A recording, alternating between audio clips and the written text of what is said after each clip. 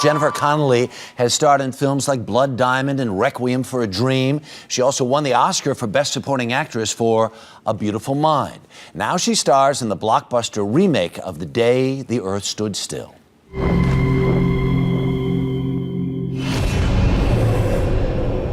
I need to know what's happening. This planet is dying. The human race is killing it. So you've come here to help us? No, I didn't. You said you came to save us. I said I came to save the Earth. We can't risk the survival of this planet for the sake of one species. What are you saying? If the Earth dies, you die.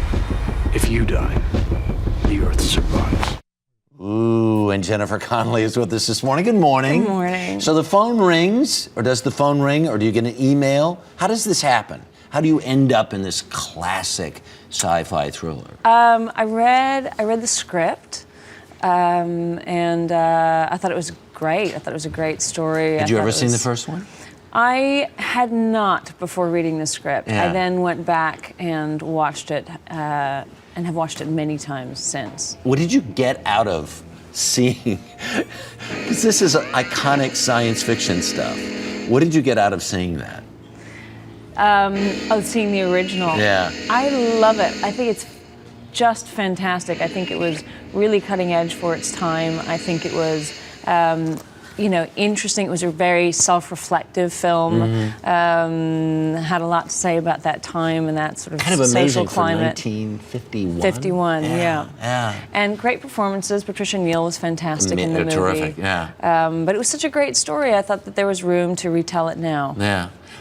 In a giant movie like that, because you made all kinds of movies in different sizes and shapes and forms.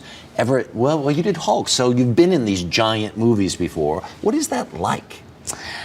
Well, this one was sort of interesting. It was a curious sort of blend, which was one of the things that I really loved about it. Mm-hmm. There is green screen work that we did. Mm-hmm. Primarily the sequence where the sphere comes down into Central Park. And it's a strange way to work, but ultimately I think it pays off because I think it's so beautiful what Scott did with it.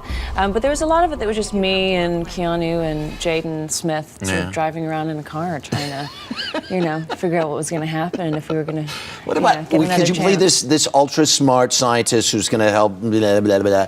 How did you do with did you understand the science you were talking about? When I read it, no. But of course, I have an obligation to make myself understand. So, I did some research into I play an astrobiologist. Of course. So I did some research, spoke to some professors, and we had a science advisor. Yeah, yeah. And we went through the script to make sure it was Is it hard to memorize that stuff? Yeah, I was nervous about it. I had some bad dreams about, wondering what would happen. The sort of classic, I will forget my lines dream. All right. How many years since your first movie? We were looking at this Once Upon a Time in America. You were 12 years old? Yeah, I think I started I was 11 and had, oh my goodness. Wow. I think I turned 12 while we were making it, so it was 25, 26 years. A long time ago. Mm-hmm. Here's my most important question of the morning. If I'm going through Netflix, what is the movie you absolutely that you've made that you don't want me to see? Now, what would I say that? Why would I advertise that on television? Let me write it down, okay? You'll tell me in the commercial break? I'll tell you later. All right, very good. We'll look forward to seeing you in The Day the Earth Stood Still. Thank Jennifer you. Connolly, nice to see you. Thanks for coming by.